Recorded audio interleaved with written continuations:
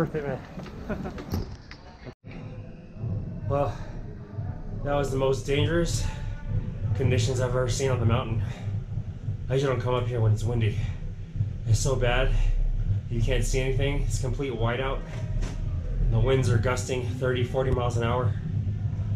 Couldn't even go off the backside of the mountain on the Blue Diamond, so the wind was pushing me back uphill. I couldn't go anywhere, and it wasn't safe to go down the front side off Cornice.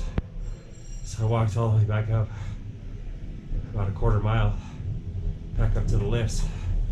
So I'm taking the safe way down, taking the gondola back. So out of breath. 11,000 feet up here, the air's thin, and it's got to be at least 25, not 20 degrees out here. So that's the way to do it. And there's these people down here trying to ride, but I'm not doing it. Not today.